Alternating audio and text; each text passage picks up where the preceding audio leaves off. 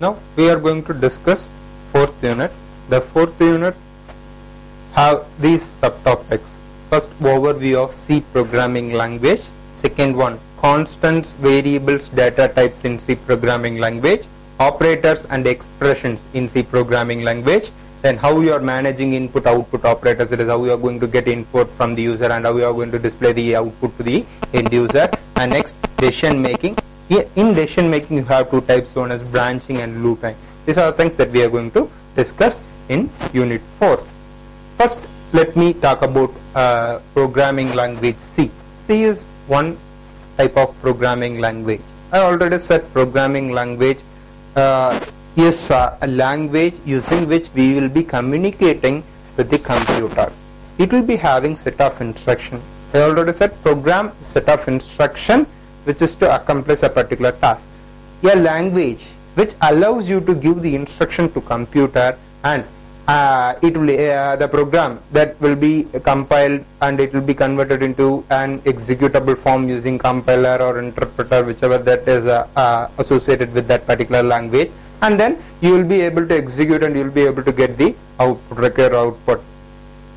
So this is what we call as programming language. Now C programming language, it is neither higher language or low level language. You can just say C is an middle level language.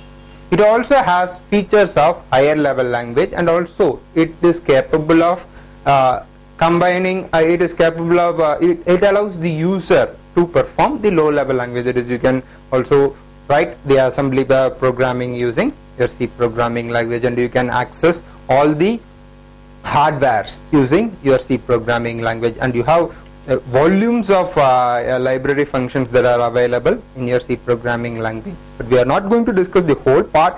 We are going to just see a subset of the C programming language features, very basics of C programming language that we are going to discuss in this particular unit. Okay, C programming language, I said it is middle level language. Next, it is structured programming language. Why it is called structured programming language?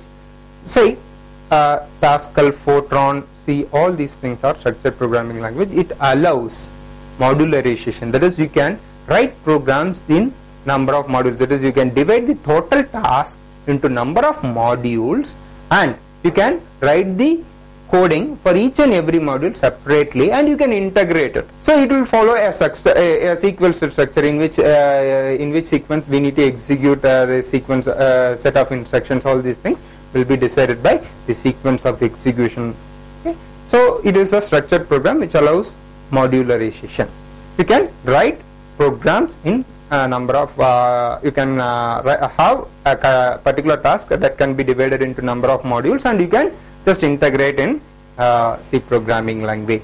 Now we will just see the actual structure of C programming in this session. Every C program contains number of building blocks known as functions or modules. In C program we call modules as functions. Okay? Now we will just see the number of sections that will be available in a typical C program. You can just say the first section will be include section. That is, we will be including all the header files that are required for a particular program. Why we want to have a header file section? What is this header file? What is this include section? All these things we will discuss with one example. Next is global declaration. We are just going to see the structure and number of sections that are available in a C program. Each and every topic we will be discussing in detail. So next is the global declaration, and this global declaration will be having some function declaration or variable declaration. We see what is variable declaration, function declaration, and after that this will be followed by comments. Suppose you want to write a program to sum two numbers. So you need to write what is the purpose of this particular program. So you can just add those things here. This program is for adding two integral values. So that comment will be enclosed in / star and / slash. What are things that you want to add, you can add it here. Then this will be, comment line will be followed by main function. This is the entry point of your C program. That is, the C program will initialize its execution from main function. In main function you have two parts. One is declaration part, next one is executable part. You can have one particular doubt. Say already we have something called global declaration. What is this declaration part? This is local declaration. All the variables which are declared and in this section will have the scope till this close curly braces. So these variables are called local variables. We'll see what is variable and what is local variable and how it is different from global variable in next session. Okay. Next, after declaration part, you will be having the executable part. So what are the processing that you want to do? That will be available in the next thing. Then you will be terminating each function with close curly braces. Each function will be initialized, or it will be starting with a open curly braces and it will terminate with a close curly braces. Followed by this main function, you can have any number of user defined function definition. But all user defined functions need to be declared in this section. You need to declare all the user defined function. This is mandatory. In C programming, all the user defined function need to be declared in advance. So these are the different sections that we have in your C program. Now we can just I already said what is this include file. Okay. See, we are learning mathematics from our junior and sub-junior classes. What we are doing, suppose if we want to add two numbers. Earlier days, in our sub-junior classes, what we will be doing, we will be using our hands and fingers. Suppose we want to add 2 and 3, what we will be doing? Initially we will be having 2 fingers, and after that to add with another variable, another value 3, what we will be doing? 3, 4, 5. The sum will be 5. So we know this particular mechanism and we will be able to calculate this sum. Coming to the next thing, later when we are trained to perform addition, what we will be doing? Using our mind, we will be calculating this addition. And similarly multiplication, division, whatever thing that we want to do. So now we are capable. We know our mind have full capability to compute some small calculations to some n numbers, or all these things are possible with our mind, because we have stored all those, how we need to perform the addition operation, how we need to perform the subtraction operation, all are stored in our mind, and we are able to, the intelligence helps us in finding the solution for each and every problem. But here in C programming, we don't have such thing, that is, we don't have intelligence, because computers, what it will do, it will just execute the instructions. It will just execute the instructions with some reference. Okay, for executing you need to have some, where does these things are available. For example, you want to perform one particular operation, 1 plus 2, and you want to store these two, this sum in a particular variable. Okay, but the computer, how it will calculate 1 plus 2, this is not known. So to make the computer to know how to perform this operation, addition operation, we will be adding this header files. This header files will have prototype of all the functions and all the operations that will be performing in C programming language, and it will be having predefined functions prototype, it will be having prototypes for performing operations. And when we discuss this data type, okay, what are the purpose of data type and what are the capabilities of data type, we will be understanding better how these calculations are performed. Okay. So coming to your comment section, see, this is for you can just see here the comment line. It's a single line. This comment line is single line. With your slash star and star slash, you can have multiple lines in comment statement. It is possible. Suppose you want to have only single line comment statement, instead of slash star and star slash, you can use double slash. This is also possible. So this is with respect to your comment line. Now we will just go in deeper into the include file section. We will take one example which we will be frequently using in our program. Okay, and just before discussing this include files, we have something. Suppose we know this is the structure of program. With this structure we will be keying the code in some editor, and definitely you are going to see a demo how we are going to key in the program and how we are going to save a particular program, how we are going to open an existing program. All these things we are going to see in a demo part. But after keying the program, it is available in a higher level language. So what you need to do, first you need to compile. The compilation process, what it will do, it will just convert the source program into an object code.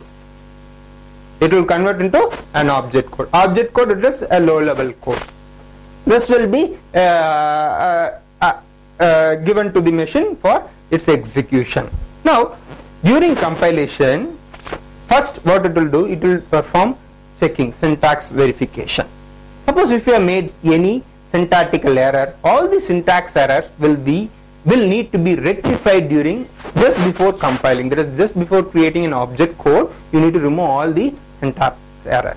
We will see what is syntax, why we need to key in the instructions in proper syntax. All these things we are going to discuss now.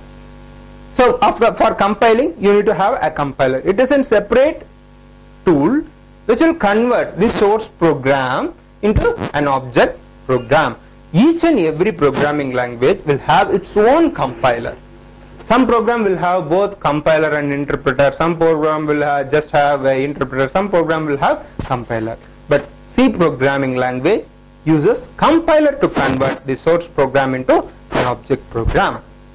Now, to write a program using your C programming language, we have some guidelines, or you can even say rules. First thing, there is the instruction.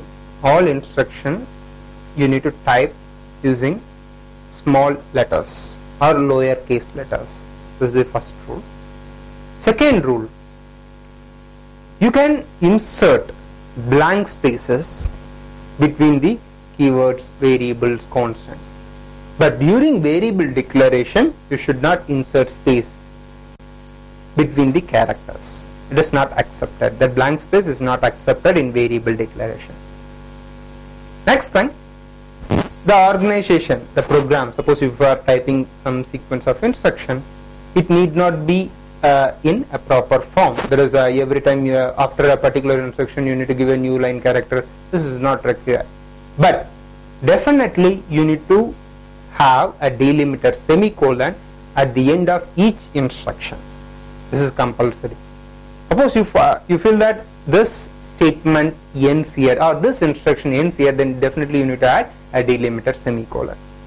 And the functions, that is the main function, user defined function, should have the open curly braces and close curly braces. Each open curly braces should have one close curly braces. This you need to make sure that for every open curly braces you have close curly braces. These are the rules for writing a C program. C character set includes the following: letters, digits, special characters, blank spaces. Why we want to discuss this? Because we need to know, to type a program we will be using the keys that are available in keyboard, and these keys will have alphanumeric keys, and you will be having some special character keys, and you will be having some function keys. What are all accepted in a C programming language? If we know this, only we will be able to write a program. Even to write the first statement, I said we are going to discuss #include statement, the include section statement. Even to type that, we need to know what are all the characters that are accepted in a C programming language. First we will see letters. Letters, their alphabets, capital A to capital Z is accepted in C, and similarly small a to small z is accepted in C programming language. Next, coming to digits, 0 to 9, all digits are accepted in. We'll come to the special character. Before that, we will see some blank space. What is a blank space? A white blank space is accepted in C programming language. Then apart from this, we call vertical tab, horizontal tab. The default character, it will be just expanding 8 blank spaces. The default tab character size is 8. Of course, you can change the size depending upon your requirement. You can change the tab size. So you can just expand horizontal to tab, and vertical tab is allowed, and form feed is allowed, Newline character is allowed. If you click the return key, the Newline character, these are the things that are allowed in your blank spaces. Coming to your special characters, you have comma, semicolon, colon, asterisk, ampersand, hash, and you have quite a lot of special characters that are allowed in C programming language.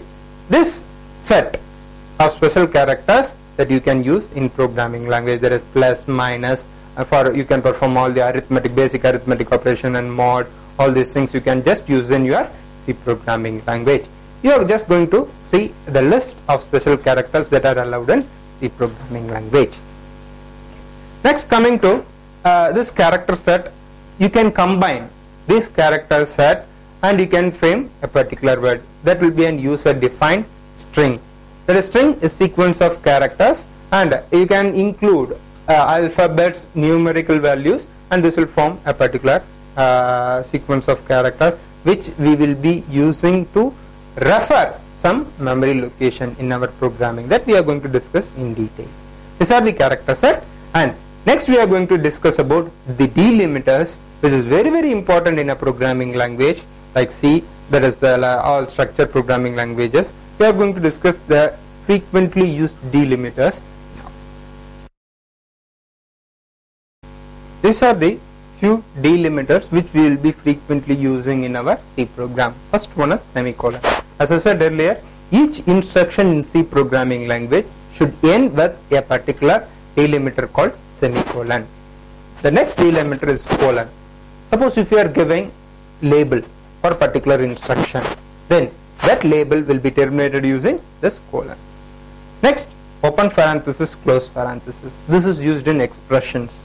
Suppose you want to have A plus B, okay, open parenthesis, A star B.